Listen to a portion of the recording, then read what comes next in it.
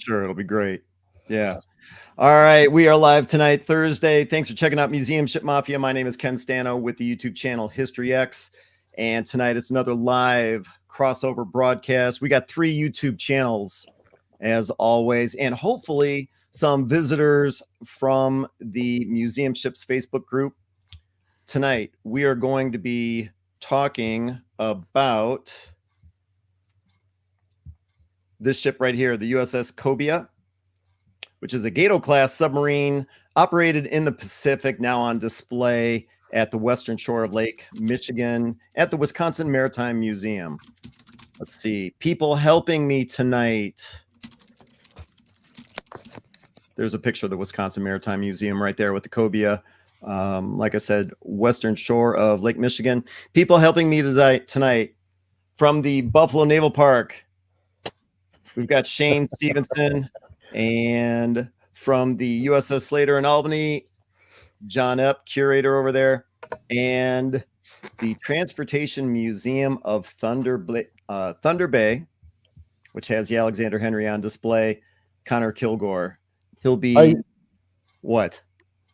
I see a theme with all the snow in these new pictures here, Ken. Yeah, no kidding, right? Yeah. Snow. All right. So let's see. All 3 of these guys helping me tonight. When it comes to Connor, he's going to be handling and monitoring any kind of questions and comments you might have while we talk about the Cobia this evening. So make sure you throw in your questions, throw in your comments. You saw the snow in the pictures. Let us know what the temperature is where you are, where you might be watching. Let us know what channel you're checking us out on, whether it's the Slater's channel, the Buffalo Naval Park's channel, or my channel, History X, because we can't do this without subscribers and viewers. So submit those questions and comments. All right. Tonight's episode. Oh, we'll get to that later. Tonight's episode, like I said, the Cobia. We've got with us tonight from the Wisconsin Maritime Museum in Manitowoc, Wisconsin. We've got Karen Duval. Is it Duval or Duval? Duval. Duval works. Either one works. All right. Curator at the Wisconsin Maritime Museum. She was nice enough to join us this evening. To check out the Wisconsin Maritime Museum, you can visit their website, wisconsinmaritime.org. Check them out on YouTube, Wisconsin Maritime Museum. Simply search for that in the search bar, or on Facebook. Is it WWII Maritime Museum? Facebook, maybe. We're going with that. WMM otherwise. Cobia, you'll find it there. Like I said, Karen Duval, she's the curator over at the museum. Her direct phone number is 920-374. Don't worry, I wouldn't do that to you. 03. Send you somewhere else. No, I'm not going to do that. All right. So I'll be blunt. I don't know a lot about the Cobia other than, what you can find on Wikipedia. I checked out the website, of course, but Connor, thanks to Connor, he's the one that got you involved in this, which prompted me to send you the email. And before I let you start, what is one of the things that people like me don't know about the Cobia that you wish you would like them to know? One thing. Well, go for it. One thing that we think is really cool and don't really advertise a whole lot is that we have our radar works, and to our knowledge, it's the oldest working radar. So unless someone has something that's older, but one of our amazing supporters restored it and holds the license to run it. So sometimes we'll track the car ferry that goes across Lake Michigan. What? That's always fun. So it doesn't just spin, right? Is that what, like, you actually have the radar working with the equipment and receivers and everything? Oh, wow. That's awesome. Yep. That's really and there was something else on the website about your radio equipment works as well.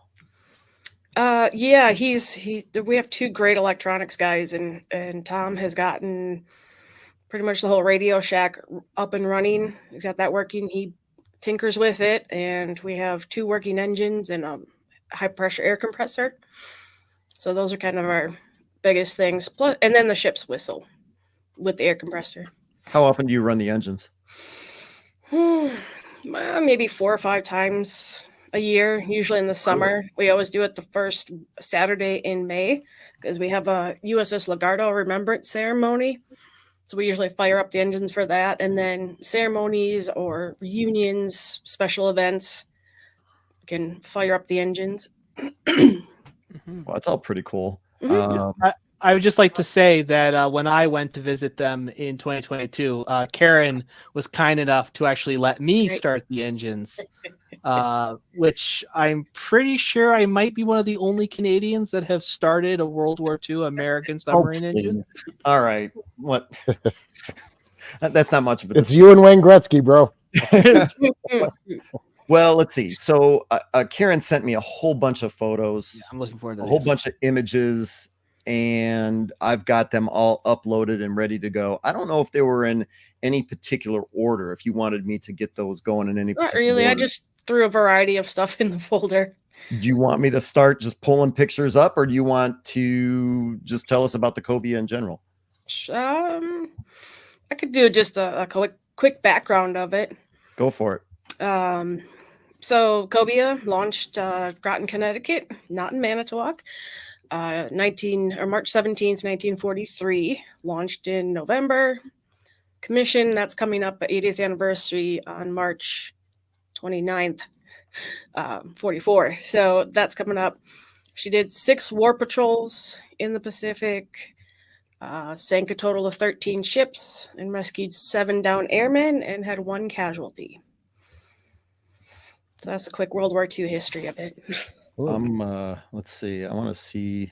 There was this is a pretty cool picture. Well, you sent me a whole bunch of great pictures, but at first glance, I just thought this was a close-up view of the conning tower of the. But it's actually, it looks to me like the Cobia is transferring.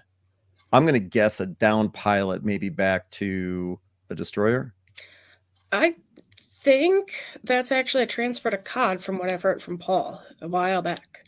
Transfer to COD, huh? Yeah, and this would be, I think, post-war, because I believe Cobia did not have numbers during the war, which is why we don't have them now. So this, I think, was the 50s. Pretty cool pictures. A lot of the photos, which I got a kick out of, had a lot of the crew, and that's why I created the title for this. You know, Life Inside World War Submarine USS Cobia. Polly's in, maybe. What's that? All of the boats, especially like because the Croker and Cobia are sisters, 245, 246, they had their ship's party at Polly's Inn, near Groton, Connecticut. And so, you know, Karen was mentioning late March, and our 80th anniversary is April 21st. So it's 3 weeks later, we were commissioned right behind Cobia. Oh, really? Cool. I didn't realize they were so close. Yeah. Let's see. At some point, I'd like to hear what you guys are doing for the 80th anniversary. Birthday party, which everything just falls under birthday party to make it simple and fun. It's like 3 different birthday parties during the year. Charlton asks, was Cobia upgraded with Guppy? Nope. Actually, Cobia has had very few alterations after the war. So she's pretty much got that original World War II look. And when we last dry docked in 96, we pulled off a lot of post-war items that were on deck at least. So we shoot for about mid-45. So she's looking pretty good, close to her 1945 look. Going back to the commissioning party, another photo here. You know, when we have, I don't know, like, anybody that does operates a museum ship, when we have them on, you see a lot of pictures of the ship itself, you know, rightly so. But what I liked about what Karen did was she, like I said a few moments ago, sent a lot of pictures of crew, officers, sailors, that type of thing. And no, everyone just looks pretty excited. Smoking and drinking. What else? Yeah. The other thing about the Wisconsin Maritime Museum is they throw watermarks on everything. Yes. That's I good. mean, Wisconsin And, Maritime that's good. Museum is written everywhere, so don't try and copy these photos and use them for your. We had own a collections manager that taught us well several years ago. So anything we put on social media like that should usually has a watermark. Mm-hmm. Yeah, that's the officers. Officers, Very and then the flag that they're holding in the foreground is. That's the logo, Cobia fish, which black and white. It actually looks like it has a mouth on that one. It's supposed to be a mouth, but when it's colored and modernized, it looks like a beak and a parrot. Mhm. But And that's not the end of the war. That's now before. I'm going to need some help with this picture because I got a kick out of this picture. I didn't.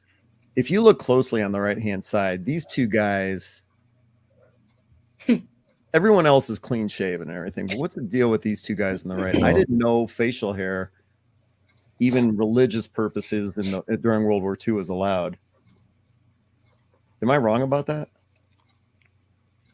Yeah, there's some other photos with guys with some crazy beards. The one where they're on the, I think I gave you the one with they're on the beach. There's a guy that's got a huge one and a cigar hanging out. Let's see. The beach was. Let's see. That was 50. And I think that's the one where Captain Becker has a. Does he? No, he's clean shaven there. Actually, no. You're right. You're right. There are a couple of guys with beards. I think submariners were allowed to have beards. They were pretty casual. Yeah. They got away with a lot.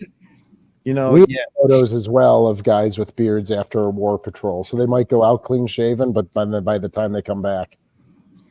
If any viewers tonight know the story behind that, if that's allowed, I mean, you look at this picture and Karen's right.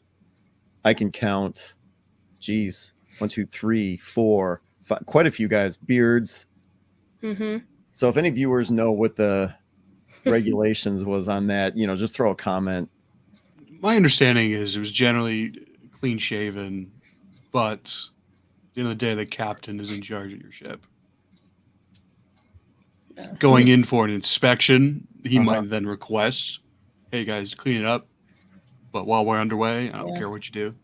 I mean, they could pretty much get away with anything underway, and that would waste precious water. So save water for something more important than shaving. Mm-hmm. Yeah, good point on the water. Mm-hmm. Another picture of the. So, just a question: who was her captain during World War II? Did she have multiple, or did she have one captain who stuck with her the whole war? Two. Captain Albert Becker did patrols 1 through 5, and then there's a running joke. Some of the staff a couple years back thought the second captain was Kennedy. I said, who the heck is that? They had it in their head, and so now it's Captain Kennedy on the 7th patrol is how we run it. So now I always forget. I think it's Nelson was the one for the last short 6th patrol. Trying to think of his name right now. I'm blanking, but Captain Becker, he was everyone's favorite. He was a pretty cool guy. His son was on board for the first time. I think it was 2 years ago now. So that was really cool to see. Very nice. Interesting. In some of the pictures you had provided, there's a mention of a rescue, and I think it's this picture right here. Oh, yep, I did share that. Yeah. So what can you tell us about that story? The plane was doing was on a bombing mission, and they were on their way back, but they were shot up and going to run out of fuel before they came back. So they planned to bail out, and Cobia happened to be in the right place at the right time. They weren't on lifeguard duty. They got lucky. And then there were 7 of them that bailed out, the pilot being the last. I think that might be where they're bringing the pilot up. The one with the guy with his leg over the railing, that's the pharmacist mate, Captain, or Doc Starmer, Herbert Starmer. And the pilot, from the stories we've heard, wasn't convinced that this was an American sub, so he was playing it cautious. Apparently he was under a raft with a knife in hand, and they had to convince him with some sort of baseball stats, I think, that they used. that they were American and friendly, and it was okay. They had to like throw out like earned run averages or something like that to I prove think that. so. Yeah. So the crew became they became honorary crew members, or all the airmen after the war. That reminds me of a couple of months ago. We did the each of us had to tell a story in 4 minutes and 59 seconds. And Connor, you told the story about the Oakville, and didn't they make the guys they fished out of the water mention how many swear words they knew? Yeah, basically the 2 Canadian sailors who ended up in the water with the Germans, when they got picked up by the American destroyer, it's often said that the Americans figured out who the Canadians were by how many swears the Canadians were yelling at them, type deal. Oh, okay. And it's like, oh, no German can know that many English swears. They've got to be Canadians. Send them back. Let's see. There was, I think, number 19. Hold on a second here. So you said she went on those 6 war patrols. What did she do post-war? Basically, just some training during the Korean War off East Coast. And apparently Captain Becker was in charge of the mothball fleet when some people from Milwaukee went looking for a sub, and he said, "Here, I have a sub for you." And he offered up his sub. So Cobia then was in Milwaukee, Wisconsin from 59 to 1970, when that was brought up to Manitowoc. And what's the story with this guy right here? That is Ralph. What's the date? The date's coming up. He was 19. He was on board about 2 weeks, and Cobia was doing surface battle with 2 smaller ships. He was a loader for the 20 millimeter, and he got caught by some crossfire, basically almost tore his arm off. So they lowered him below decks. Last thing he said, he had borrowed Doc Starmer's rain jacket when he went up topside, because he couldn't find his, and they're in a hurry. He goes, "Doc, look what those bastards did to your coat." So I guess that was his last words. They had him on the bunk. He was too injured to do anything. So then the next morning they had a burial at sea for him, which I think I also included that photo as well. I believe that's this one right here. Yep. Was he the only fatality aboard Cobia? Yes. Really? Yeah, and even though it was only 2 weeks, the crew had a lot of great things to say about him. They wrote little notes in a notebook to send back to his family, and they packed up his locker, gave it to his family, and they hung on to it. I think it was 2008. A niece, I believe, had the box of everything yet, and said, "There's really no one in the family that wants it or will appreciate it," so she donated everything that was in his locker, or what was left at least, to the museum. So we have a nice display of just some of the basics things that submariners had. So how does that work? Did you know that was coming, or was that a total surprise to you?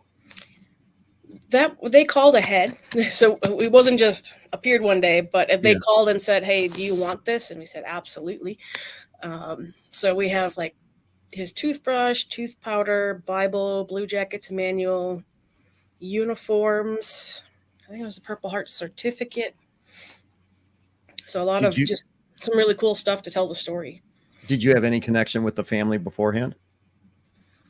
I did not. I was, at that point, if it was 2008, I was only full-time about 2 years at that point. Okay. So I didn't have as much interaction with the crew and families at that point. But all of you guys are curators. Not only Karen, but John, Shane, Connor, all you guys are curators. And is that how a lot of your collections end up in your hands? It's just a total surprise. You get a call one day. Yeah. Just randomly shows up from USPS. Sometimes, yes. Yeah, that's true. Wait, I can't tell if you're joking or you're being serious. No, I'm serious. No, a lot of our should come through the mail, yeah. Really? A lot of it just shows up. I mean, it's almost near impossible to know the status of every family member of the crew, and I know that's not really what you're asking, but it's yeah, we can't keep track of like family members and check in once a year with hey, how you doing? Do you have anything? Did you find anything? So you build the relationship. Sometimes someone will call you and say, I don't have anything yet, but I'm going to start going through the stuff. And then you have at least, then you have that connection made, and then they know to reach back out to you if they find anything, so someone died, they served on the Little Rock. We haven't gone through his stuff yet, but if we do, you're the guy, that sort of thing. Mm-hmm. And we found that our newsletter really helps with that. People won't think to donate stuff, and all of a sudden they get the newsletter in their email, and it just clicks in their mind, oh, I should donate this to the Slater. Yeah. Because like Karen said, there's no one in the family that would really appreciate it as much as the museum would. Mm-hmm. Okay. Yeah, last year we lost the last crew member last year too. So for the first time, I don't have a crew member to go, hey, you remember this? It's really, really crazy. We still have some contact with the families, but we're unique too, having built 28 subs in Manitowoc. So I always say I have 29 boats to keep track of. So we get stuff from the other boats as well. And having, the shipyard, that big history in Manitowoc as well. So there's a lot of stuff that we get offered aside from the general maritime stuff as well. Mm-hmm. And how did the Cobia end up?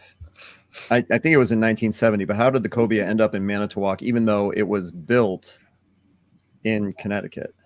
That makes people mad sometimes. Why is that? Because they think it's a Manitowoc boat, and why don't you have one? Well, it's sorry. They actually, so there was the local chapters, World War II sub vets at the time in the late 60s, wanted to bring a Manitowoc sub back and have it as a memorial. Manitowoc subs were really well built. They had strong welding. Manitowoc shipbuilding was unique in that they built a welding jig, so that rotated the whole hull section around the welder. So the welder always had a really good, strong downhand weld. So a lot of the Manitowoc subs went to other countries after the war. They tried to get USS Redfin, I believe, in '68, but she was on the West Coast, not in the best condition. They tried to sell Redfin decanters, Jim Beam Redfin decanters. You might find them. We still get offered them all the time. And then they didn't raise enough money, but at the same time, Cobia was in Milwaukee as a training boat. She was down there with Tautog. And basically for the cost of towing, the group was able to get Cobia, and it's only 90 miles south. So it was really easy just to bring Cobia up from Milwaukee and bring it to Manitowoc. And they had formed the museum and the organization, I think it was Manitowoc Submariners Memorial, in 1969. So they created that first and then brought the sub up in 1970. And it's been there ever since. Yeah, and we did it's a third location that's the museum's been, and we were across the river. They built the new museum in 1986, and then we expanded in 2003. Into what the building looks like today, into this picture right here. Yep, the whole third level, everything that's, on the photo to the left of the gangway or the brow going out to the sub, that was all added on to the museum. What's your staff size like there, Karen? Full time, I think we're 13, 14. Okay. Changes. And then depending on the season, 10 to 20 part-time staff that tour guides, work the front desk. We do a lot of overnight programs, so we have overnight tour guide staff that do that. So bigger, probably at the highest we've been since I've been there. At one point we were at 9, and that was a little tough. But so what's it like also having to handle a larger building like that? We just have like a small trailer. So we don't have much to worry about, but I mean, that's a sizable structure right there. Yeah. that's where having extra staff is nice. We have different areas. We have a great education team that works with the kids and all the school groups coming up very shortly here with school field trip season. We have a huge collection and offsite collection. We just brought in, was it 10,000 shipwreck artifacts last year? Because we're the state repository for shipwreck artifacts. So wow. we have everything. It's just the general shipbuilding of Manitowoc, but also the state. We are the state's maritime museum. So we have a gallery that's just full-size boats, all Wisconsin-built boats. We have the history of sort of shipbuilding in Manitowoc when they went from the wooden ships, the schooners, to the steel ships and the freighters. That through about late 60s, 67, 68. Ryerson was the last one built in Manitowoc. So we cover all of that. And we have a shipwreck exhibit that we change around because people love checking that exhibit out. We're going to open one that I've been helping out with the end of, June 6th, hopefully it opens. It's going to be on the LCTs that Manitowoc built for the war. And how's visitation? You guys are open year round? We are. The last couple of years, in the winter season, we are closed Tuesdays and Wednesdays. We're not far from Green Bay, so we stay open Mondays. We get a lot of Packer traffic or Chicago Bears traffic, depending on when the games are. So Mondays are pretty decent. So we close Tuesdays and Wednesdays, but otherwise in the summer, 7 days a week. Guided or unguided tours? Both right now. We used to be solely guided, then COVID happened. So we developed an audio tour. So this time of year, we offer guided tours on Saturdays.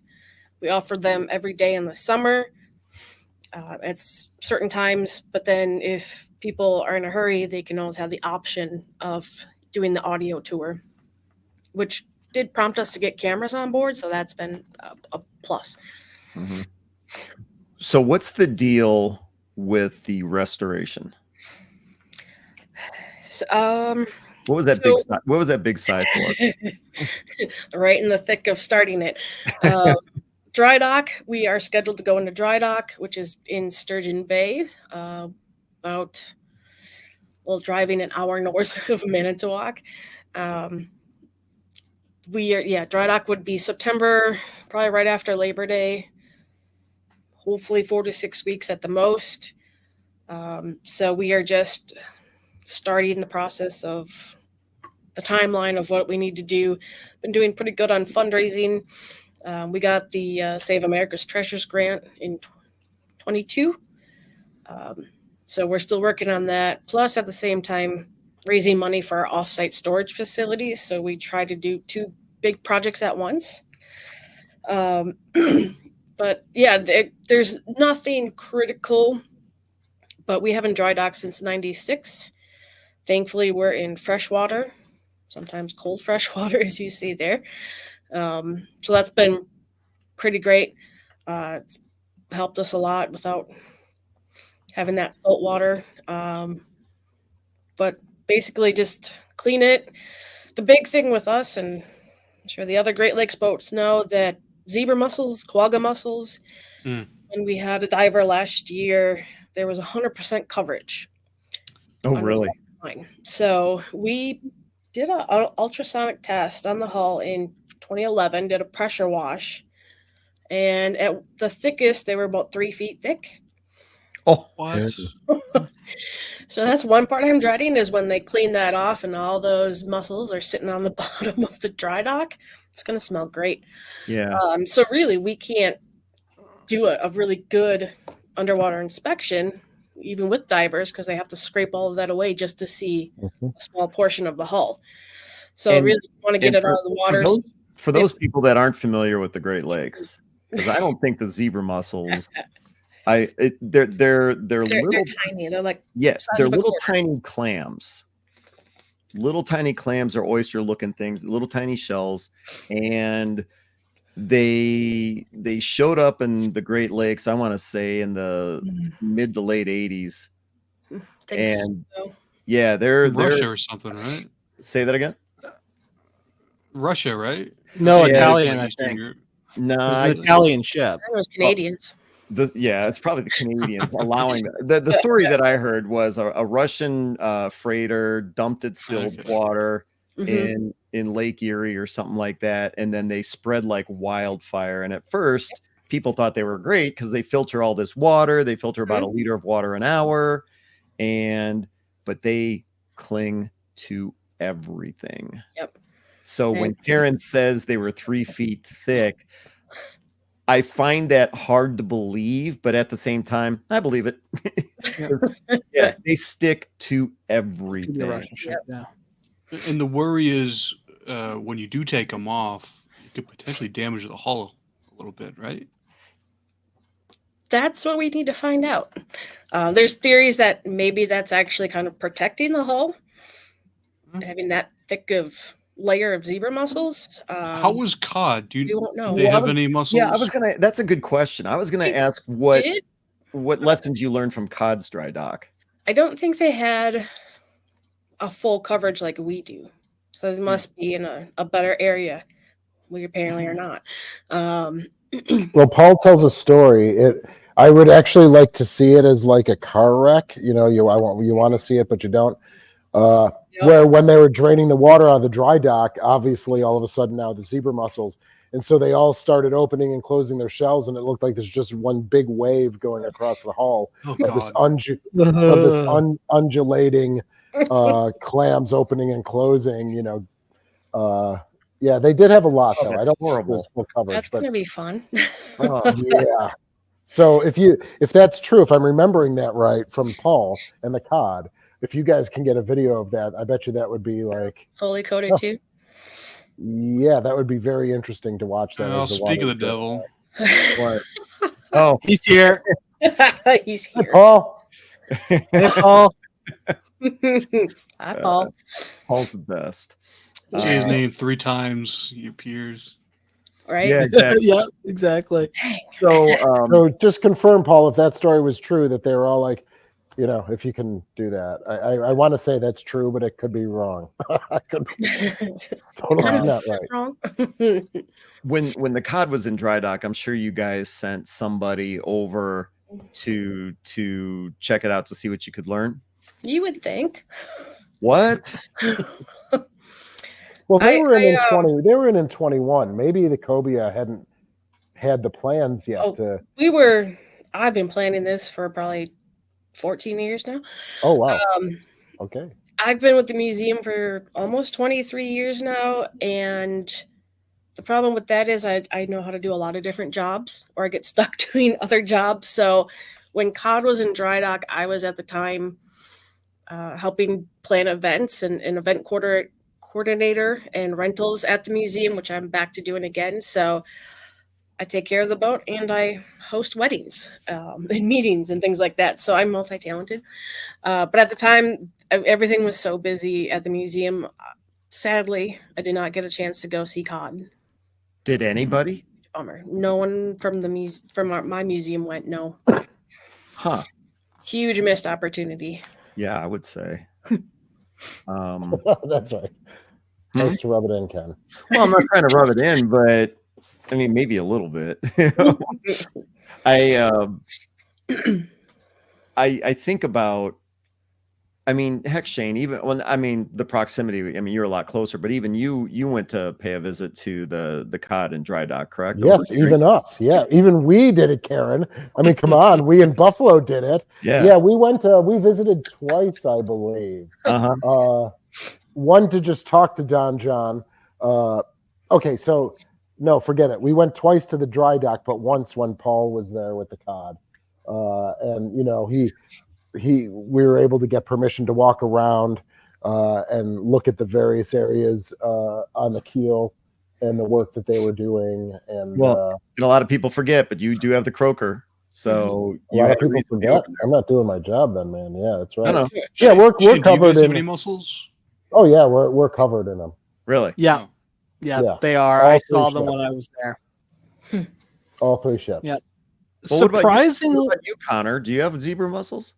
so that's the interesting thing. We, to our knowledge, don't. I think So we they don't. We didn't also make got it like into 6 the feet of bay ice yet. up there 8 months ago. Right. not Too this cold. year. Yeah. Not this year. We think we only have about 5 inches of ice this year. It's not been as cold a winter by any means. No, I tell a lie. It's probably closer to 8 inches. No, so you got to remember with the Henry, when she was a museum in Kingston, Ontario, which is on the other side of the Welland Canal from where all the lovely mussels are. She was in a dry dock there, and they were constantly checking and all that stuff there. So realistically, she only went through the waters of the zebra mussels while being towed from here or from Kingston to Thunder Bay. And to my knowledge, I don't think she has it. She has any on the hull at this time. Wow. Okay. I like this comment here that Cod invited everyone to visit the dry dock. Silversides and Shane's crew showed up. Nobody else. Did anyone show up that you didn't want to be there? That's what I want to know. All right, let's get back to some of these pictures. Let's see, because I promised Karen we'd have her for a half hour, and we're going over. I mean, I can talk about Cobia forever. So Hold on a second. I'd love to. Going back to where was it? There was another pretty cool picture, number 18, which is this guy right here. What's the story with this picture here? I believe that was after the war. Okay. Yeah, it was October 40. It's kind of scroll. 45. Yeah, so that was right after the war. They must have taken the boat back to Connecticut and went out to a bar like they always did. Being curator over there at the Wisconsin Maritime Museum, do you have anything in your collection? I love asking the guys this. Anything in your collection over there at all that you don't know what the hell it is, why it's there, how it came to be there? Anything?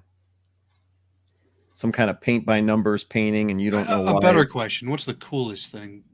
No. I like my question better. I'll do both.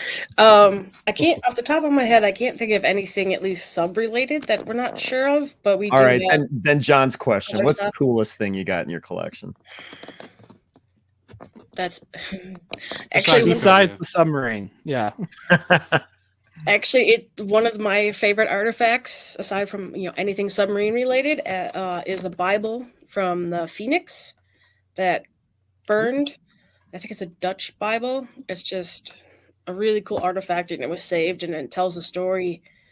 It's a very tragic story. So that's actually a really interesting artifact, and it's my one non-submarine artifact that I like and know about.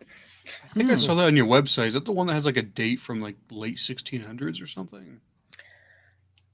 Maybe it's been on display in the shipwreck gallery for a couple of years now, but it's really neat. We also have a life jacket that was cut off of a sailor that washed ashore, so they didn't undo it, so they cut the ties, and that's usually like a fun story to share in October. Oh yeah. But I think 1847. I'm sorry. Okay. I was going to see if I was on their website to see if I could find what you were talking about. See if I could pull it up. I couldn't. I remember the Bible. I remember that artifact on display when I was. Oh wait, there. that's when the fire was. But then there's something written in Dutch, and it says Amsterdam 1693. I guess. Yeah, we I think there's a Dutch film crew about the last year or two that was doing a story on it. A lot of immigrants from there. Now that you mentioned that brought back that. Well, you could tell it was in the water. Holy cow! Yeah. Well, if somebody wants to, because the Cobia is going into dry dock after Labor Day, if somebody wanted to support that effort or just support the Cobia in general, what's the best way for them to do that? Go to our website. Otherwise, we have a really cool campaign going on right now. So even if you go to social media every day, there's going to be a link, because last year we started it. We have 28 Manitowoc built subs, 28 days in February. So we do the 28 day, 28 boat campaign. This year is +1 for Cobia. So we'll feature Cobia on the 29th. And we also sneak in the 2 subs that were canceled, which were also named, and they were Needlefish and Nurka. So we do that for fun trivia on the last day.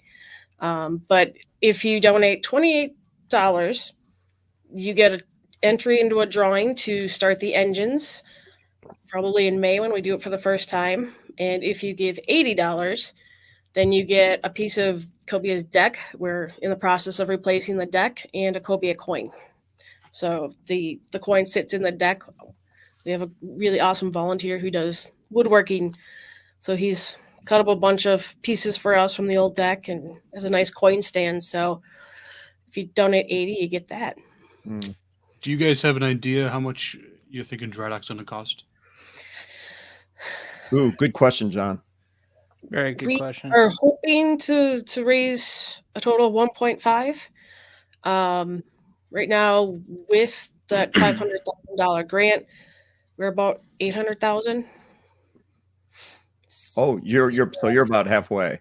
Yeah, and we've done small campaigns. We haven't done huge, big push yet. So we're slowly working on it. But we also do have another large project that we're raising money for. So it's finding that balance in a small community. And let's see, that website, Connor had it up a few moments ago, but I want to say it. And yeah, there you go. Thank you for doing that, Connor. So the website, in order to support the Wisconsin Maritime Museum, www.wisconsinmaritime.org. And again, not only is the Cobia going into dry dock, well, what is that, 9 months from now? But they have other projects as well. So definitely next year. What's that? Got a year Next year. Year and a half yet. Oh, I'm sorry. A year and 9 months. So it's 25. It's not 24. Yeah. Okay. I was under the impression I wasn't going to say anything, but I did the math. And if it was, if it was 24, it's like, wow, you got to raise $100,000 a month. In order to reach. Okay. So you've got until 25. Thanks for clarifying, because I was actually going to drive over there this Labor Day. I would have been there. I was like, well, where is it? So yeah, that's wisconsinmaritime.org. Check out their YouTube channel. Do a simple search for Wisconsin Maritime Museum. Don't worry, Tim. We'll have better drivers. How did Nesmith find out we were doing a broadcast tonight? Well, he's spying on us, probably. Yeah, well, okay, and that reminds me, for those of you watching tonight, check out our broadcast next month, second Wednesday of the month. Tim will be joining us, where he will be basically telling us about how dedicated he is as a someone that works on a museum ship. Oh, yes, right. Yeah, so he's going to tell us about his incident firing the gun on the USS Kidd and how he made the ultimate sacrifice. So yeah, that'll be second Wednesday. I'm trying to pull up the date. That's right. Of course he'd hear about it. He subscribes. All right. Let's see. So that's going to be March 13th. All right. Be joining us. I'll be a whole year older. What does that mean? My birthday is in between now and then, so. Oh, get Connor a present, everybody. All right. I'll send you a coin. Yes, I will accept. Yes, I will accept challenge coins. So besides YouTube, you can also find the Wisconsin Maritime Museum on Facebook, and I'm assuming Instagram as well. Yep. No, I'm sorry, Karen. Was Cobia awarded any citations? Yeah, it had 4 battle stars. Mm-hmm. It had 4 battle stars? Yeah. So like a naval unit citation, anything like that? Do you remember of? There was one of them, but I don't remember specifically which one. They did get credit with sinking a troop transport and a tank division that was on the way to Iwo Jima. So there was like 28 tanks, I think, on that ship that they sank. That was a huge help. Yeah. So Cobia is credited with 13 enemy ships, 6 war patrols, 13 enemy ships. And if you think about that, you know, little over 2 ships per patrol, that's a pretty good average. It's all lies, Paul. I don't know what you're talking about. What's that? What did Paul say? He claims we hit COD in 53. Yes. I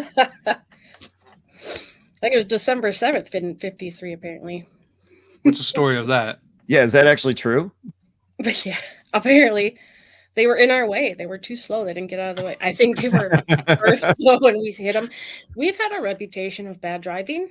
My favorite story, and there's no joke, Captain Becker, there was 2 incidences before they even got to the war that he crashed. The favorite one, though, is they went into the pier, and right there was an outhouse, and there was someone in the outhouse, and he ran out with his pants at half staff. Like, that's just classic. It's pretty good. Yeah. Let's see. Before we let you go and talk behind your back, I always love to say that. Any last things you want us to learn about the Cobia? Like I said, I didn't really know much about it before you came on tonight, so I definitely appreciate the opportunity not only to check out these photos, but also to check out the information that you've got on the website, which is again www.wisconsinmaritime.org. Any last things you want us to know about the Cobia? I think that pretty much covers Cobia. Yeah, but we celebrate submarines. It's Cobia and the 28 Manitowoc subs every year. 4th of July, we have a sub fest. I think we're in year 9 or 10 now. So there's a Facebook page for that too. So we celebrate everything submarine, and vets come down and give tours, and it's a lot of fun. Hulk Hogan's type says, does Cobia's periscope work? Yes. Yeah, I can attest to this. Yeah, they're the general we can raise and lower. I don't think the other one's not hooked up yet, but yeah, one of them does work. Yeah. Yeah, I got to go up and actually do the whole thing up there when they took me aboard. Fantastic. Like almost everything when you were there. Yeah, true. You guys gave us the full tour. Yep. Well, I'm pretty impressed because you talk about the periscope working. At the start of our broadcast, you also mentioned the fact that the radar works, doesn't just rotate, it actually operates. It's functioning. Functioning radio room. 2 engines and an air compressor that are operable. Yep. Engines that you start a couple times a year, and you actually use as a fundraising effort, you know, allowing people to start the engines. What on the sub doesn't work? The heads. Okay. I don't want to deal with that. Torpedo tubes. Our overnight people and people. We have a sub B&B too. You can rent it like an Airbnb. What? Y'all have to go up to the museum, even if it's 5 degrees and snowing. Okay. So if they're staying on board, yep, using the restroom, using the bathrooms, they've got to go up to the museum. Gotcha. Yeah, that makes sense. So they aren't locked in the museum during the night? No. Okay. The gangway is connected to the museum now. When I first started there, before the expansion, it wasn't. But now that's connected, it's a bit more secure. So we have, we're getting back to closer. Normal number is about 3,000 or so overnight participants a year, usually the youth overnight programs, Boy Scouts and all that. But then with COVID, we added sub B&B, and we use that. We still run it Sunday through Thursday, and Friday, Saturday. This time of year, every Friday and Saturday's got a whole bunch of kids on there, so we can sleep up to 65. But you can also rent the boat for the base price. I think is $500. Here's another question that I've always been curious. Did submerge in the lakes during training? I know that wouldn't have been able to happen on Lake Erie, but does anyone know if any of the subs? Oh yeah, they all did. Yeah. The trick was though, if you're in one of the oceans and there's water, you can taste it and see if there's a leak or not. You can't really do that in Lake Michigan. It's going to taste the same. They actually, some fun stories. They navigated using the neon signs from bar taverns. That's how they navigated on the lake. They often tracked the car freight at that time was going twice. And if you look at, I think it's on our page as well. There's a page for each of the Manitowoc subs. Some of them are just covered in ice when they come back in. To the point where lookouts, they'd have their big coats on and they were just frozen over, and they took an axe to chisel the ice off of them before they could even take off their coat. So there's a lot of great stories from the Manitowoc subs. So I've got two questions here. Go ahead. This whole Airbnb thing is just blowing my mind. Yeah. Do you have a staff member stay on board with each one? Either on board or within the museum. Yeah. So they arrive. I think it's after 3 or depending on the group. The staff member gives them a full tour for as long as they want. They can go out to dinner, have dinner brought into the museum. We have a small kitchen. We have movies and games and stuff, and they each get a sea bag. So they have all their linens and all that in the sea bag, and they can sleep pretty much anywhere on the sub.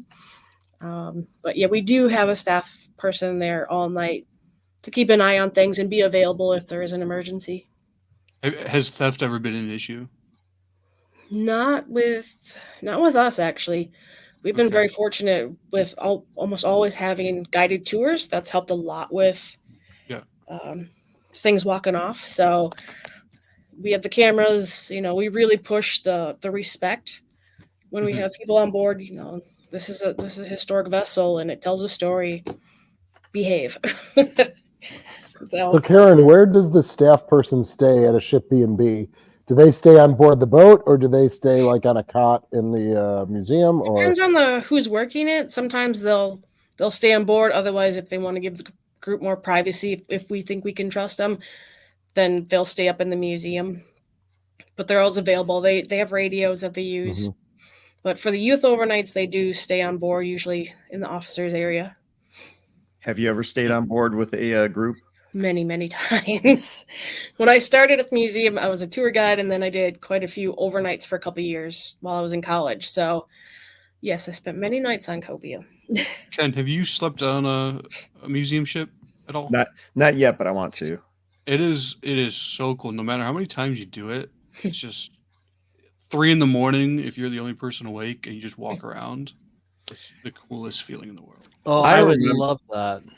Yeah, I remember when we were first setting this video podcast up, which I guess that was about 1.5 years ago. You actually related that. I don't know if you were really telling a story. You just said, if you walk around, 2, 3 in the morning, there's nothing else like it.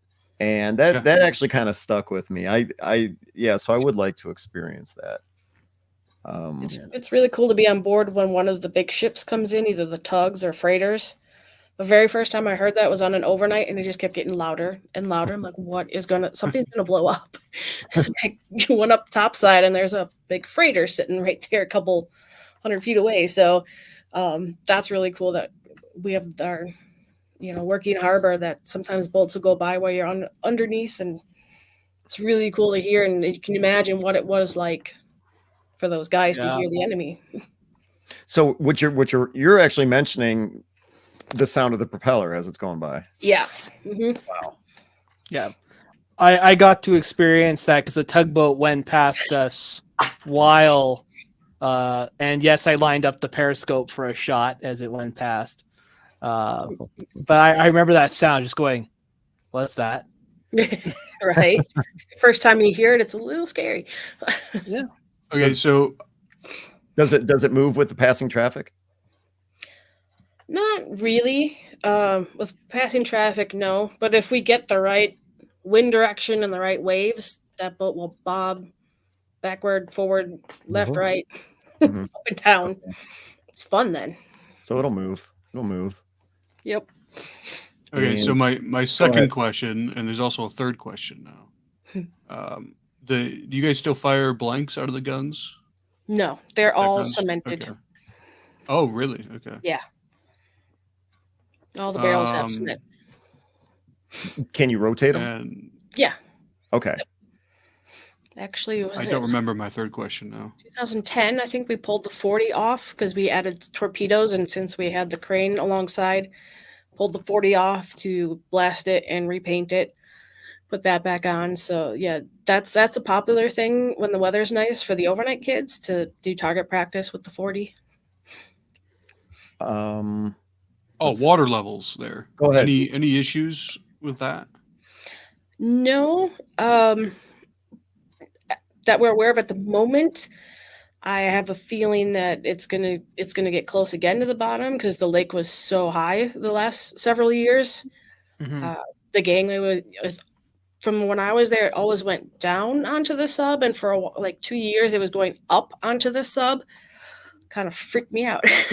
But now that that's going down, I have a feeling that a lot of sediment has gotten underneath there. We're probably getting close to the bottom again, but we are hoping to maybe piggyback on a dredging of the rest of the river. And then Did she touch the bed there? Yeah, we last dry docked dredged in 2001. Yeah, so we're hoping to. That's actually we're talking about that all the options next week actually.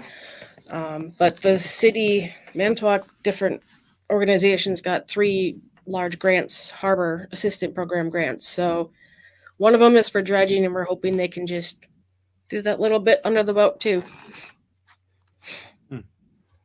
Any other questions, guys, before we let Karen Maybe go? they'll find my cell phone from a few years ago. You what? Oh no. Maybe they'll find my cell phone from a few years ago. Oh, that's like one of my worst fears. What, you lost it? Yeah. Yeah, the battery, it was probably like 10 years ago. The battery in the back of the phone landed on the deck, and the phone itself went kerplunk. I've never lost anything over the side. There's keys in there, there's radios, there's a paint roller by accident.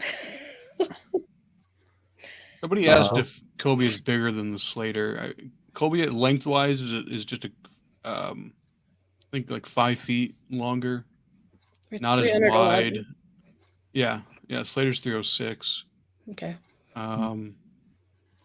Displacement, I think it's roughly the same. Mm-hmm. That But, surprises yeah, me. it's very Slater felt bigger than a submarine. But, it does. Anytime I look at World War II subs, I'm astonished by the size. Because I always just felt they were so much smaller than they really are. But well, you got to qualify that. I mean, when you think about American subs versus German subs, especially like the Type 7s, they were a lot smaller. Well, I mean, not a lot. But they were considerably smaller. U.S. boats had some serious size to them, which makes them pretty cool, I think. I mean, I was on the Cod a while ago. I've been on the Croaker, and you compare that experience to the U-505 in Chicago, considerably smaller. Yeah, exactly. That's a good comment. Cobia is a king size compared to the U-505. So, yeah, it's night and day. Let's see. Well, Karen, I definitely appreciate you giving us your time tonight. Thanks for having me on here. Yeah, give us more time than you bargained for. That's for sure. Like I said, it was only going to be about a half hour, and we got you for an hour, so that's always a victory for us. Let's see here. So, Karen Duvall, curator at the Wisconsin Maritime Museum in Manitowoc, Wisconsin, highlighting the USS Cobia, which you see there in the picture. One last time, check them out. Check out their website, www.wisconsinmaritime.org. Throw your support behind their efforts to keep the USS Cobia on display.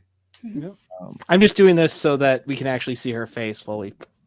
Yeah, no, that's fine. That's fine. Thanks, Connor. And donate to their dry dock fund. What's that? Yes, donate to their dry dock fund. Yes. And the Sullivan's dry dock fund. Everybody's dry dock and the fund. kid. Especially tonight for Karen joining us. Check out their website. Check out their social media content. Check out their YouTube Facebook, Instagram platforms, and click like and subscribe. I always say that. Click like and subscribe. Karen, thanks for your time tonight. Yeah, great. Thanks. All right, we are Bye. going to shut you down and talk behind your back.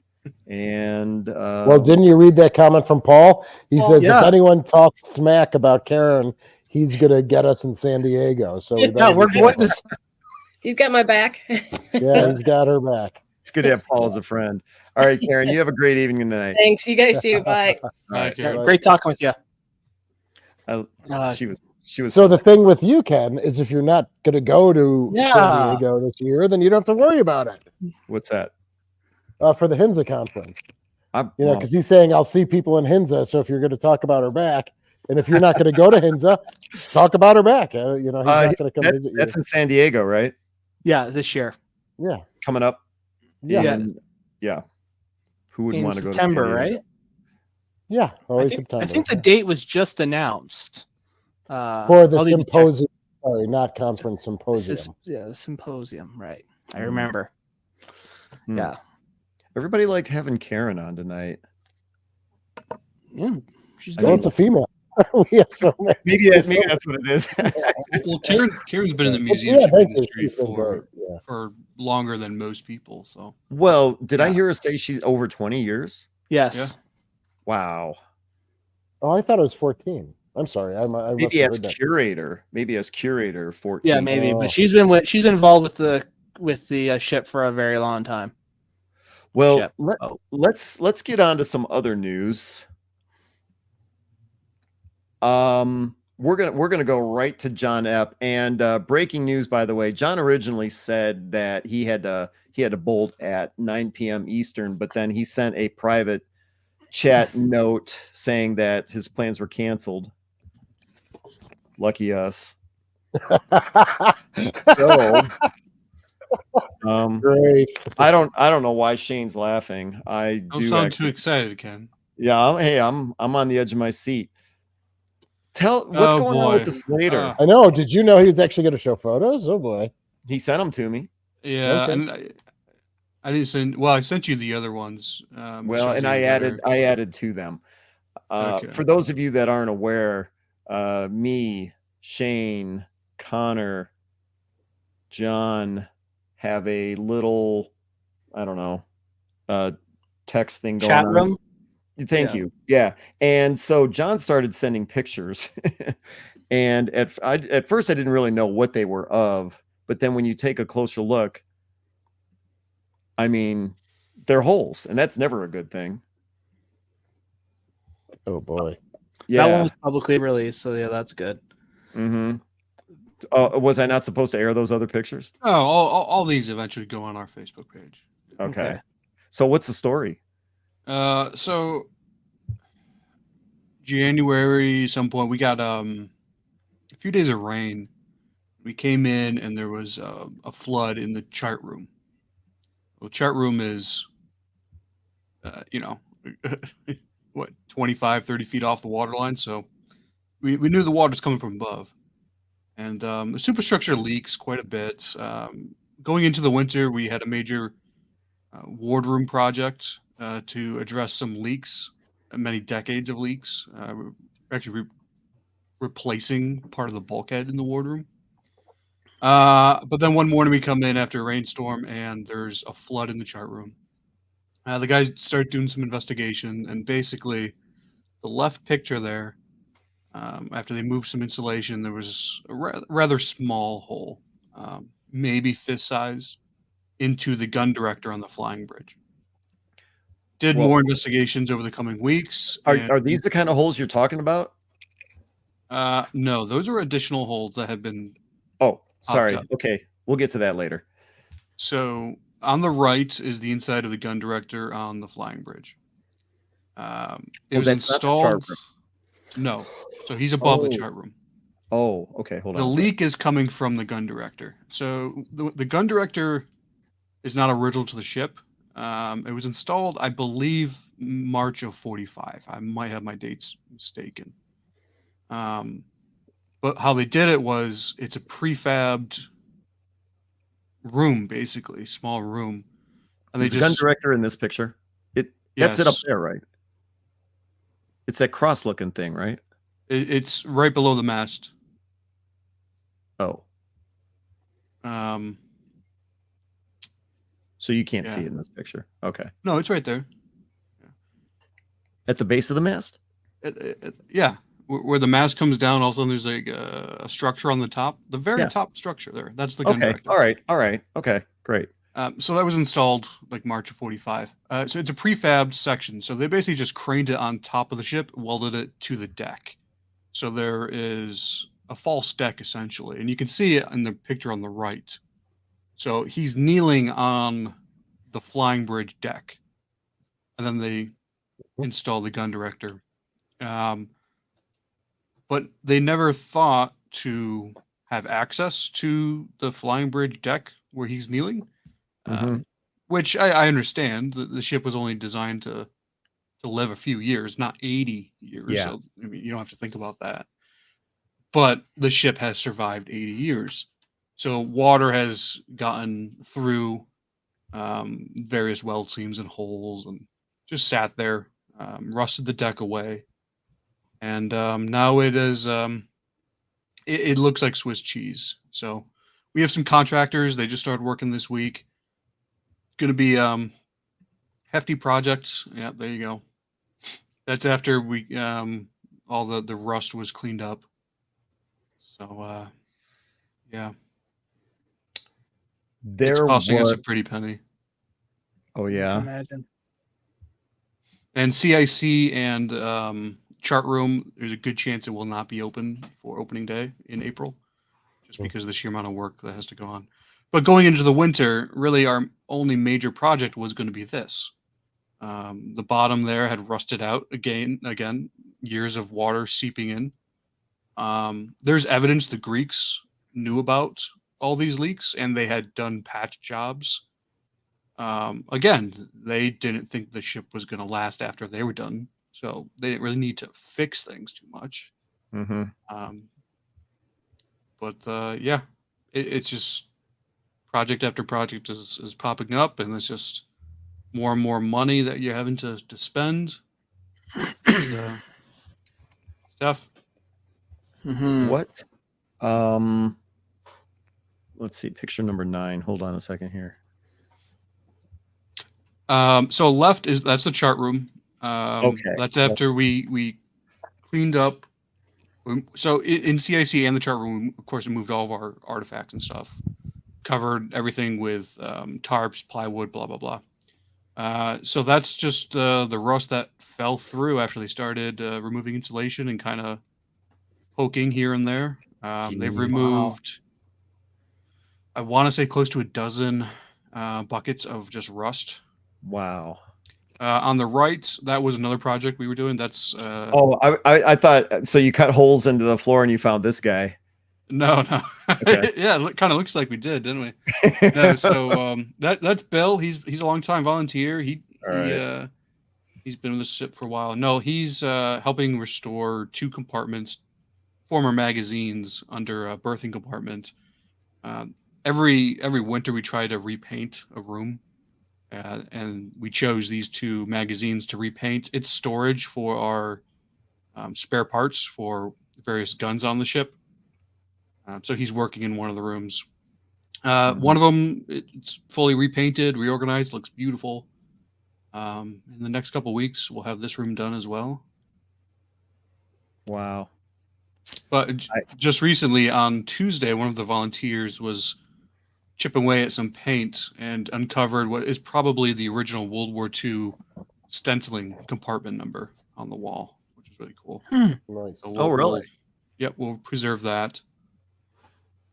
That's pretty cool. Yeah. But this picture right here, which I had up before, that's something else. Yeah, so that's one of the chunks of rust that just came up under that false deck that he's sitting on. Who is this guy that's looking all happy?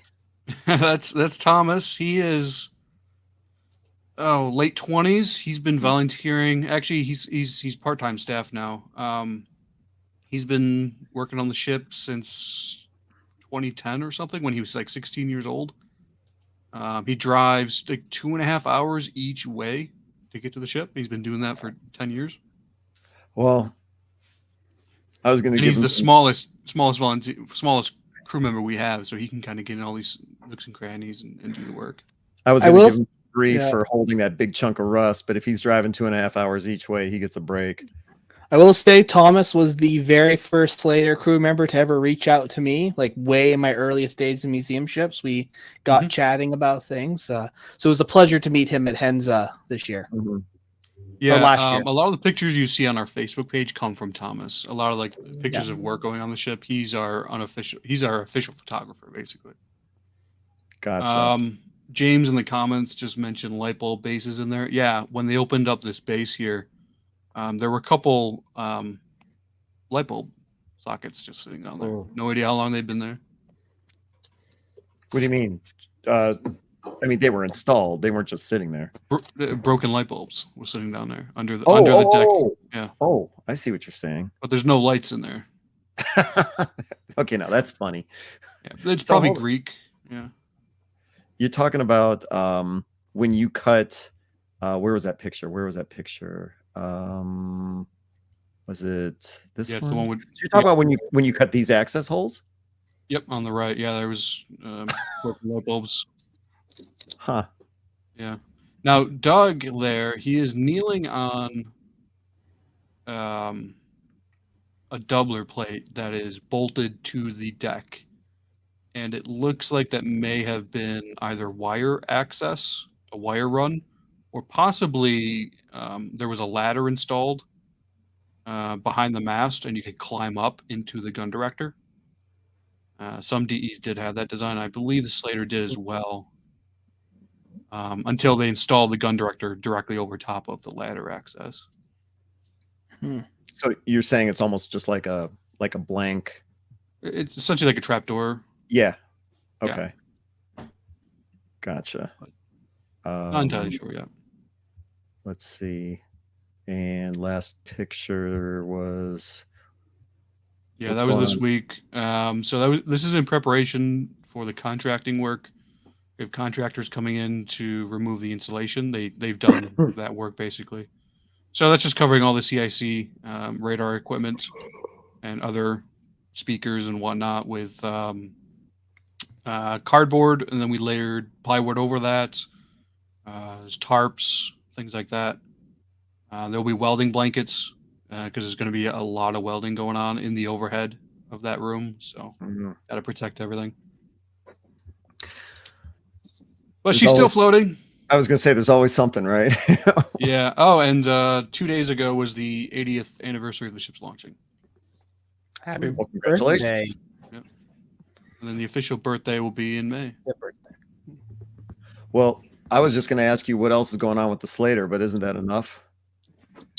Yeah, and then of course I got my projects. I'm just doing a lot of cataloging and organizing. We're hiring a bunch of new college interns. Joanne, our business manager, is doing a lot of the planning for the 80th birthday party that we're going to have in June. Everyone's invited. It's going to be huge gathering, we hope. That's where you're going to have it at the airplane hangar? Yes.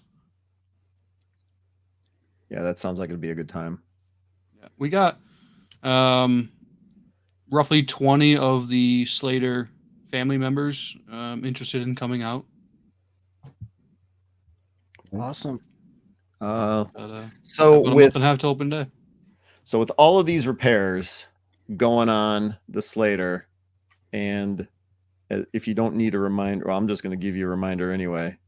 Look at what they've got going on. Check out ussslater.org for your support behind these repairs.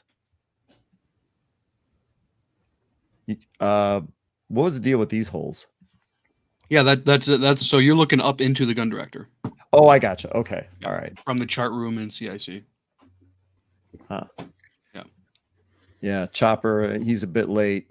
Yeah. Hey, Chopper. Slater found some holes. There, you're all caught up. Yeah. Check out ussslater.org. Throw your support behind the repairs. Check out their YouTube channel. Search for USS Slater in the search bar of YouTube. Check out what they've got going on. And some of these pictures I actually grabbed off of the Slater's Facebook page. Yep. So you can check out the progress there as well. If you want a more detailed explanation of what's going on, the work associated with it, join our mailing list. Every month we send out a summary of what's happening the previous month. So, and it goes right to your email. It's free. Just go on our website under publications. It's called Slater Signals, and sign up. We'll email you a summary of what's happening at the museum. Do they sign up at the website? Yeah, USSSlater.org, and at the top, just click publications. Gotcha. Beat me to it. What? And they all go on our website as well. So you can read 23 years worth of Slater Signals. It's on all on our website. All right. Moving on to the Buffalo Naval Park.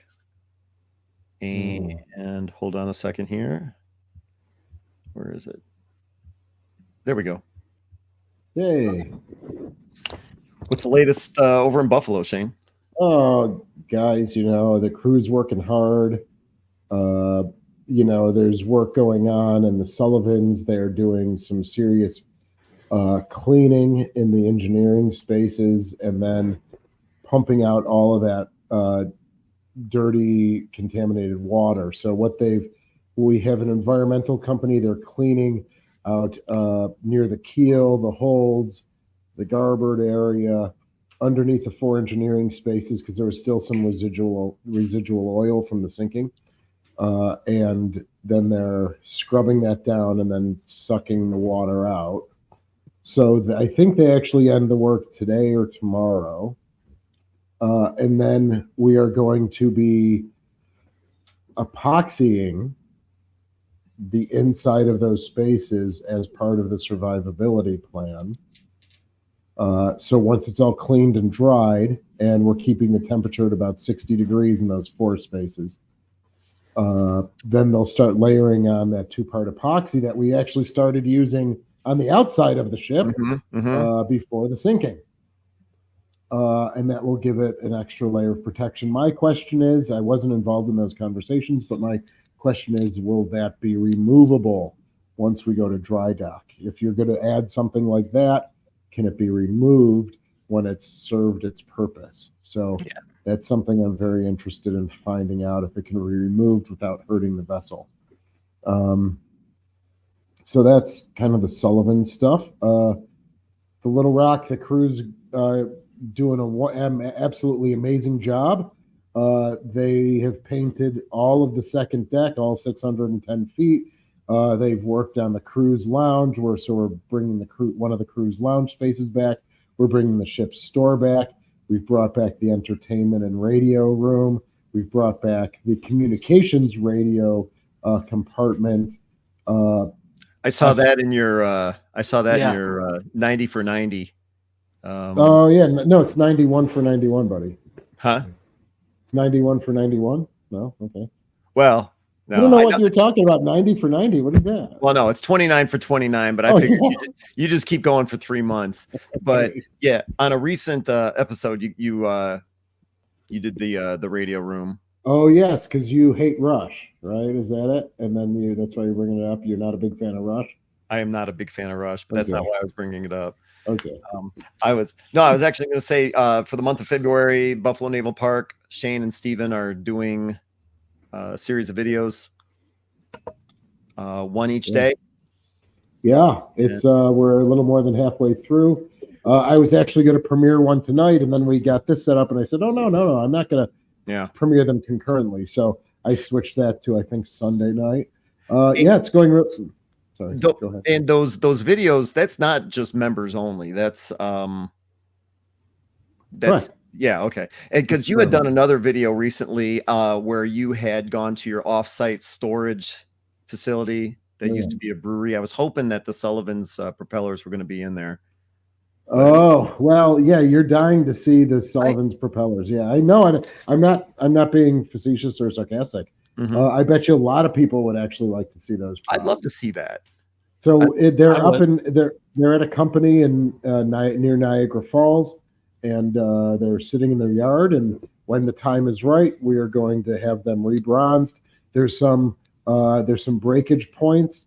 It must have banged something, and so it kind of bent the prop, the very edge of the prop near the blade part. And so they'll reattach that, or it's not broken off, but they'll melt it down and then reform it, and that little area, and get it reconnected. Was that damaged in the modern or?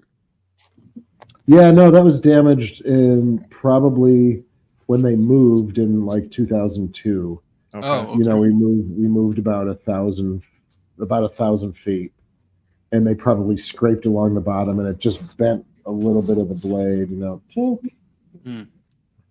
that. It's still connected, it's just a little rounded.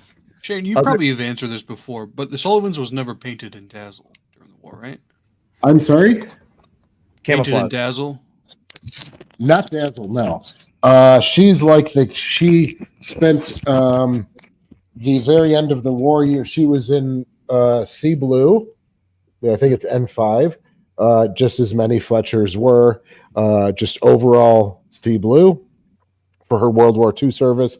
Coming back in July of 45, they went to the graded system, which is like what the kid currently uses.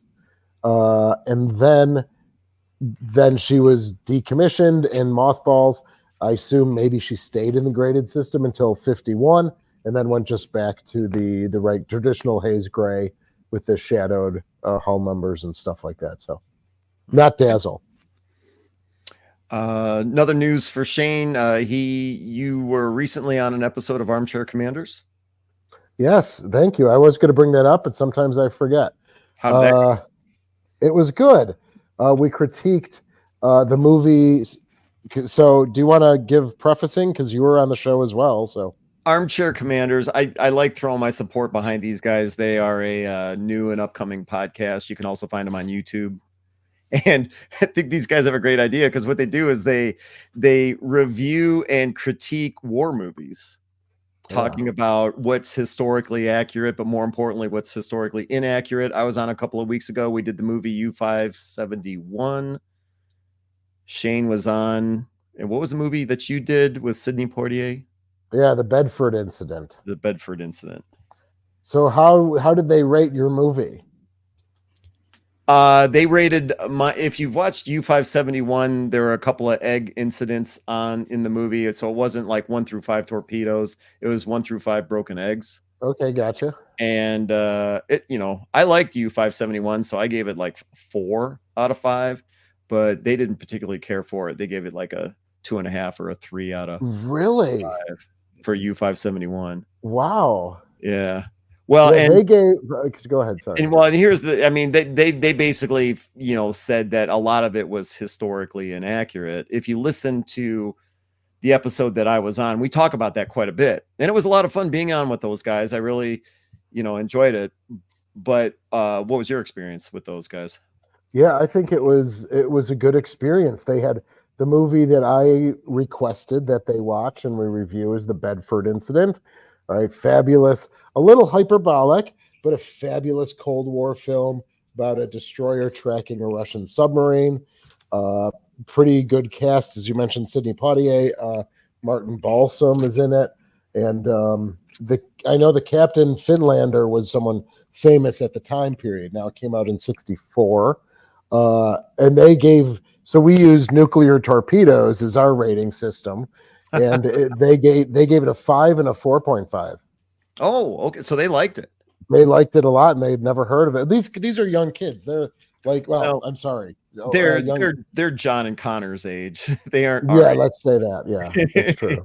Yeah, but no, I had a good experience. They, we talked a little bit about the naval park, and I kind of used our ships as a backdrop for the movie. So if I said, "Oh, this happened in the movie," this is what, I use the ships to kind of supplement the stories of the movie. So I think they said they'd like to bring me back and review.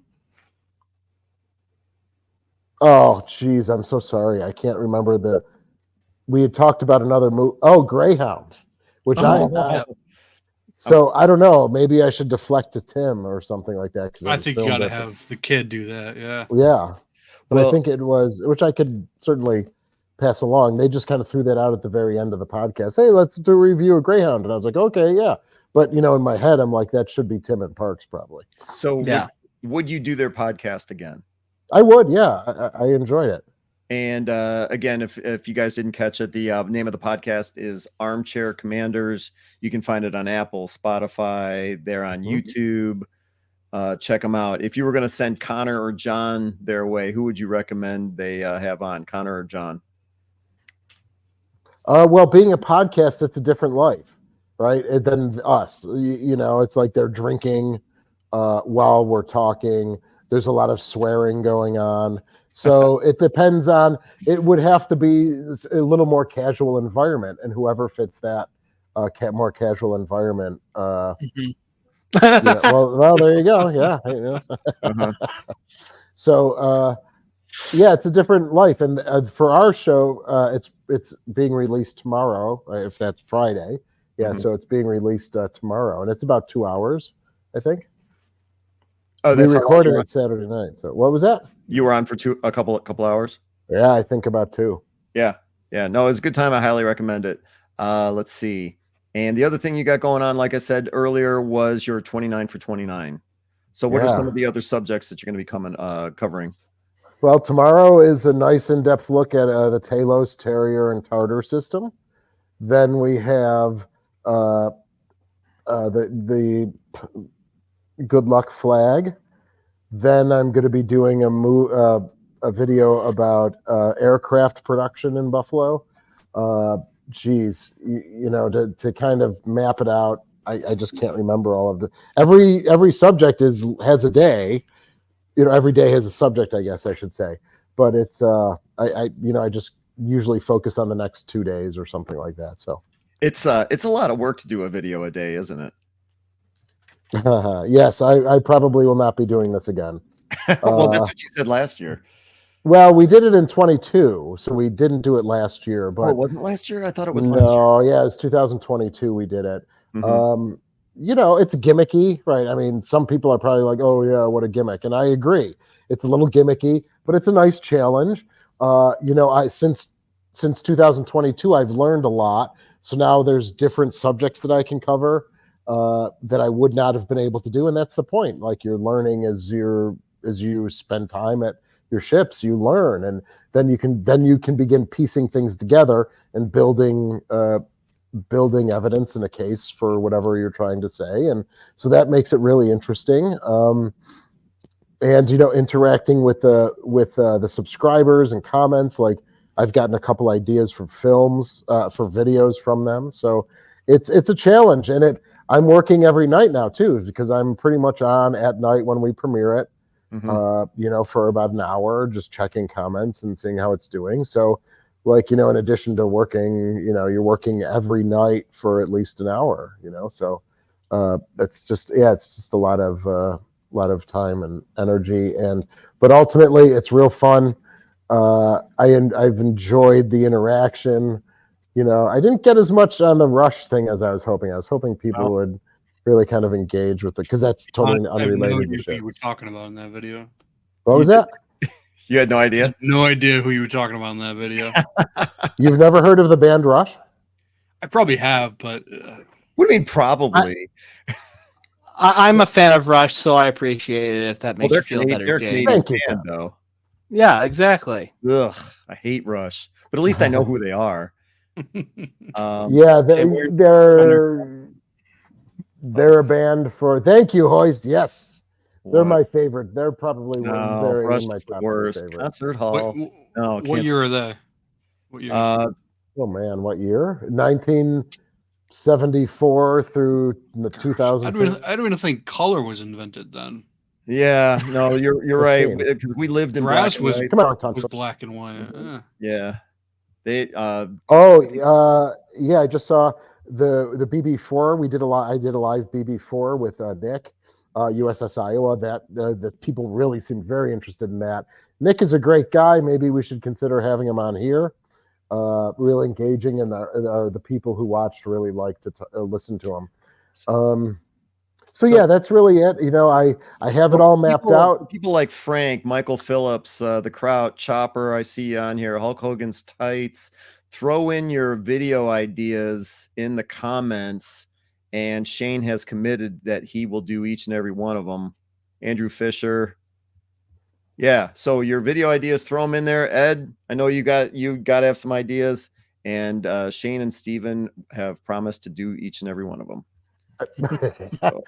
Just hey, let's open up. There you go. This is a great one.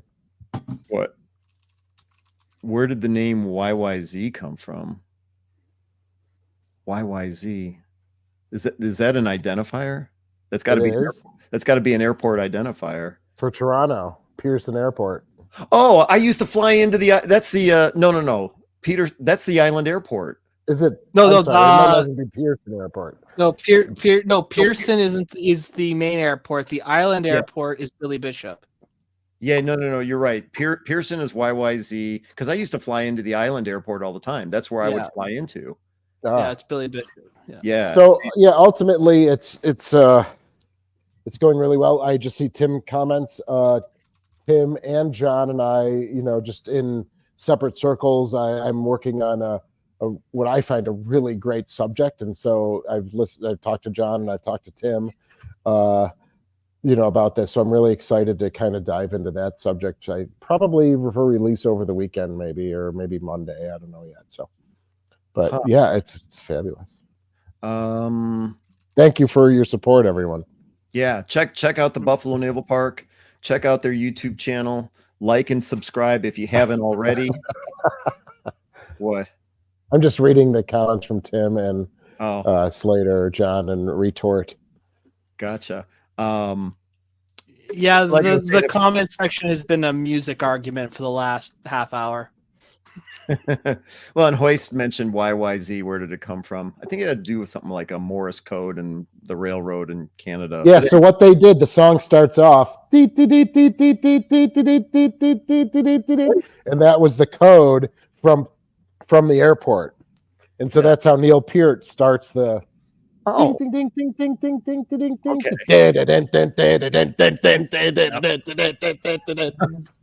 No, I mean I knew Eddie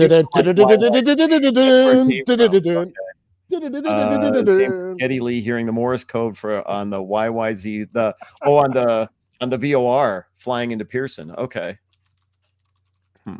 Looks like it is Pearson. Okay. Well, no, YYZ is Pearson. The island airport, God, I forgot. I filed that flight plan so many times you'd think I would know what the identifier was. But that's whenever I flew into Toronto, I would always clear customs. I'd land at the island airport, clear customs there, but I can't remember what the identifier was. Oh, anyway, and it was cheap to park your plane. They had cheap gas too, so it was a good place to fly into. Well, good for you. That's pretty astounding that you would fly from, say, your hometown to Toronto. Like that's quite an accomplishment. Well, we did it all the time. That's what happens when you marry a Canadian. So yes, okay, gotcha. Yeah, all right. Yeah. So let's see. So like I was saying, the Buffalo and Erie County Naval and Military Park. Check out buffalonavalpark.org. Check out their YouTube channel, search for Buffalo Naval Park, and you'll see the 29 for 29 videos that we were just talking about. Facebook. And if you can, check out tomorrow's podcast with the Armchair Warriors. Armchair Commanders. Sorry. Yeah. Armchair Commanders. Check out their podcast. You can find them on Spotify, Apple. They are now posting their episodes on YouTube as well. And if you guys give them a like, throw in a comment, maybe we'll have them drag John or Connor on for upcoming guests. I think that'd be a lot of fun. So guys, I'm not sure what I'd watch about. Yeah. What were you saying, Shane? I was saying just make them begin thinking about your favorite war movies. Yeah. And they also will review any war movie. It doesn't have to be naval. It doesn't have to be World War II. I mean, so if you like... Yeah, they just did Braveheart. Yeah, they did Braveheart. If you like 300 or whatever, you know, like Kelly's Hero or something. So no. Sorry, Hulk Hogan's Tights. No. Thank you. Thanks, Rob. I like that. All right. Yes, let's move on. moving on to the Transportation Museum of Thunder Bay. Connor Kilgore, who we love the fact that he handles a lot of the comments, pulling the levers and dials behind the scenes, but he is also one of the administrators for the Museum Ships Facebook group. If you found us here tonight from the Museum Ships Facebook group, throw a comment in. We'd love to hear from you. Let's see. What is going on at the Transportation Museum of Thunder Bay? Well, nothing exciting like a dry docking to plan or anything like of that nature, like what's happening on Slater. But at the moment, we're writing a ton of grants. We're working out with our plans for this year, operating plans. Our AGM is in 2 weeks, so that's going to be happening very shortly. What is that? What's your AGM? Annual general meeting. Basically, it. it's a meeting where decisions are made for the following year for this upcoming season. So that's coming right up. And I personally was recently interviewed because a freighter was discovered on Lake Superior called the Arlington. And its last port of call was Port Arthur, Ontario, which is the north side of Thunder Bay. It sank in 1940. And I got interviewed, or at least got asked for a comment when it was discovered. And that article hasn't seemed to come up yet, but it's out there somewhere. So that was fun. But other than that, though, for me personally, a lot of digitization work. We have a rather large photo collection, which has gone undigitized. So we've been working on that process. And as for everyone else, we've been just planning for this next year coming up. We have potentials for a bunch of new things on site, which I can't go into details with just yet, but things are looking good for this year coming up. And it's just doing the behind the scenes stuff right now. It's warmer than normal for this time of year, but it's not so warm we can get onto the ship and just start opening her up again. So we're still waiting on that front. What's the temperature right now? It is. It is currently -9, which in Fahrenheit is, because I realize most of you are American, 16. I was going to say 20. 16. 16. Okay. Yeah. So yeah, not as cold as it normally is for this time of year. Normally we're into we are here in Minneapolis right now. We're at about 20. We just got 6 inches of snow. Okay. But it's been so mild here. I know it has been. It's been really mild. But yeah, so we've been working on that. Love this picture, by the way. You can see me in the photograph marching my way over because I realized I forgot to lock the door. Well, then who's taking the picture? One of our other volunteers. She gotcha. came with me to check the ship, which we do every couple of days to make sure everything's good on site. And yeah, basically she takes photos almost as much as I do, and she got this actually quite nice shot, which she gave the museum permission to use. So it's quite nice. Let's see, a couple people making movie suggestions. I wanted to post this guy. He said MSP was snow free last week. That was last week. This week, actually last night we got about 7 inches of snow. Oh yes, yes. I just remembered another thing we're doing. Thank you to my father for commenting and reminding me. We are preparing for our National Heritage Bronze Plaque. In October of this year, the Alexander Henry became a National Historic Site for the country of Canada for her representing basically the finest intact example of the 1950s shipbuilding, national shipbuilding project. So she's one of the best remaining examples. So she got her heritage status on in October, and a bronze plaque with a summary of the ship is getting set up. And very soon it will be on site, probably for the summer, and it will be unveiled to the public. And people who walk by can learn about the ship even when we're not open. Well, that's pretty cool. Connor, yeah. Do those lifeboats, the engines still work? Oh, hold on. Oh, those. We haven't tried. What? So, no, we don't know yet.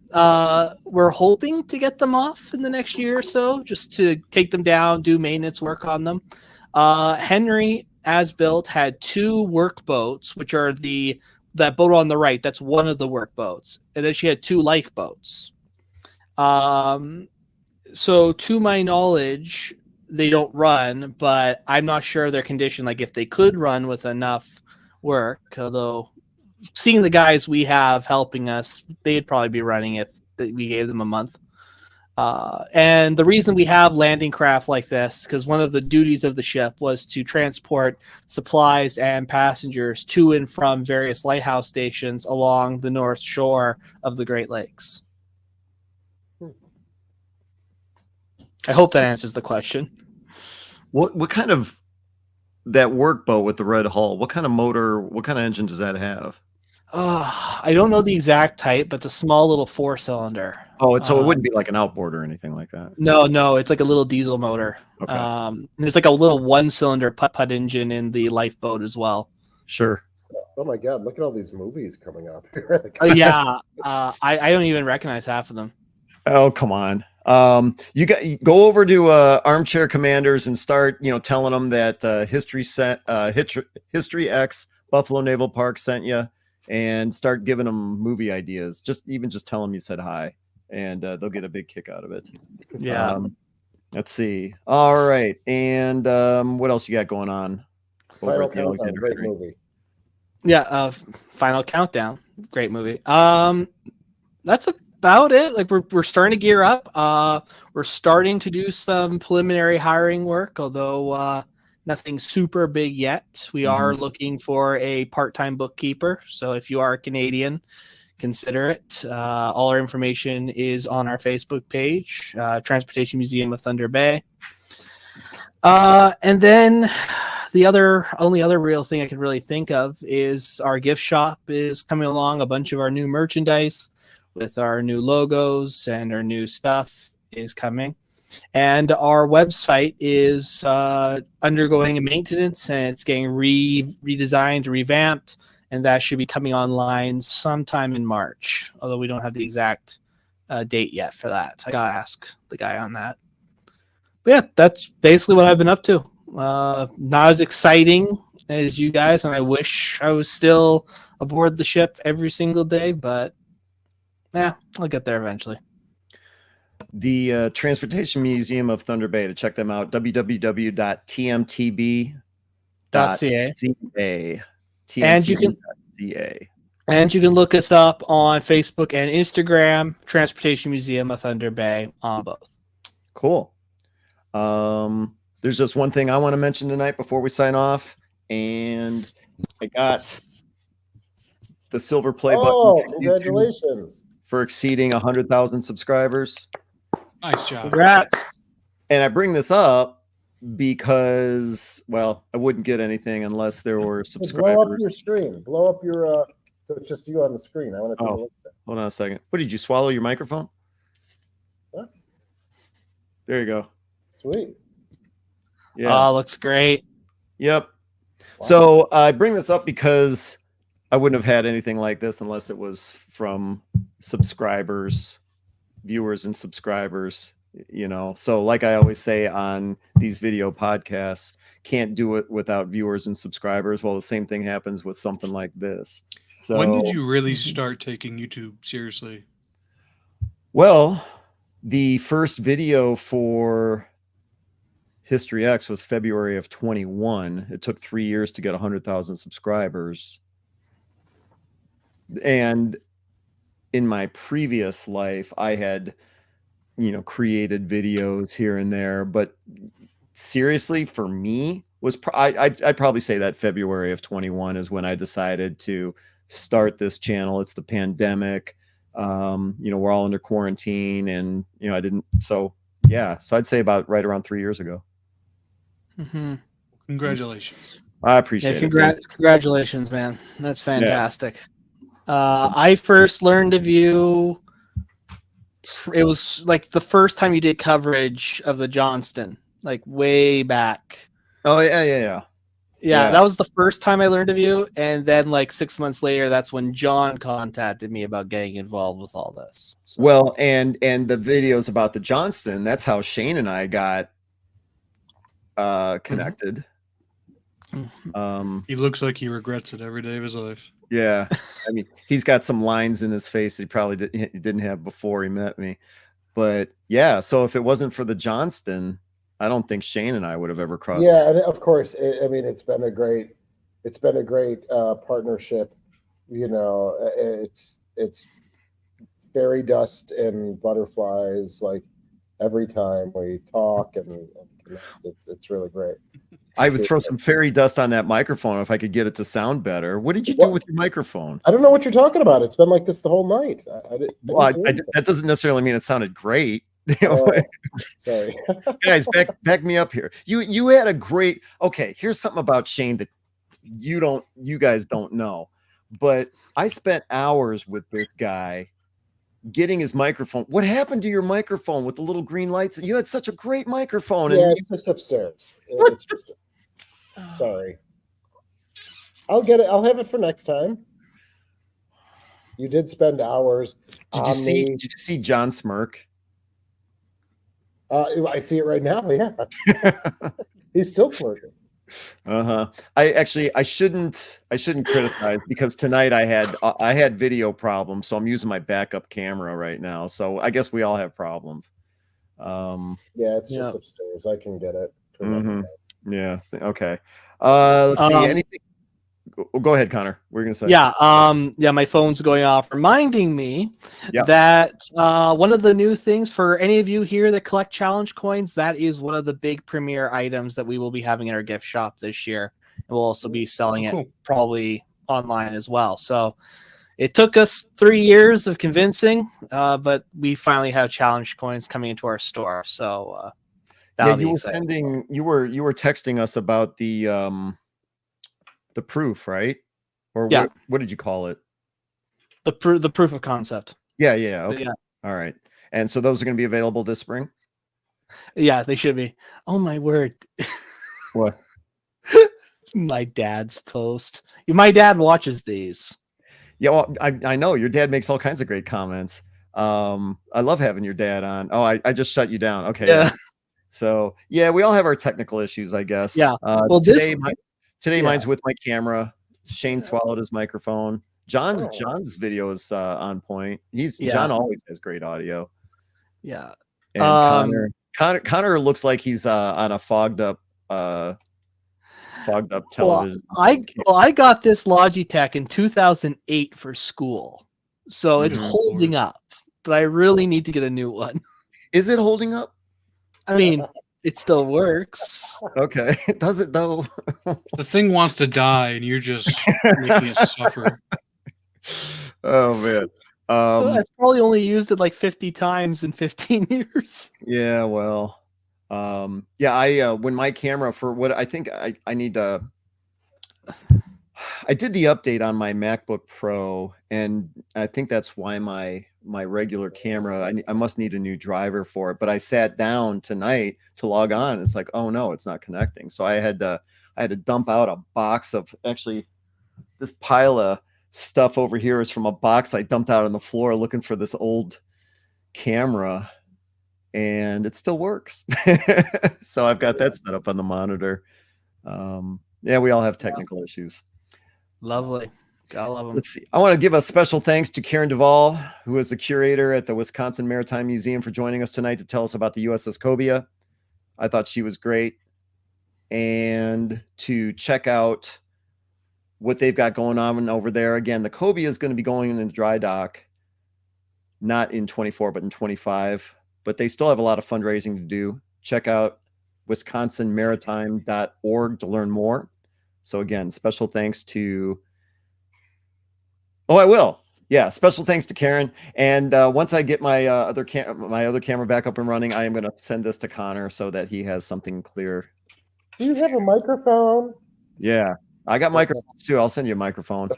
I just use this. Yeah, well, and let's see. When it comes to the Buffalo Naval and Military, Buffalo and Erie County Naval and Military Park, check them out. BuffaloNavalPark.org. USS Slater, you can check out the USSSlater.org. Connor Kilgore at the Transportation Museum of Thunder Bay, TMTB.ca. If there isn't anything else for all of those guys, my name is Ken Stano with the YouTube channel History X, and thank you for watching, everybody. And thank you Have for a all good these night. movies.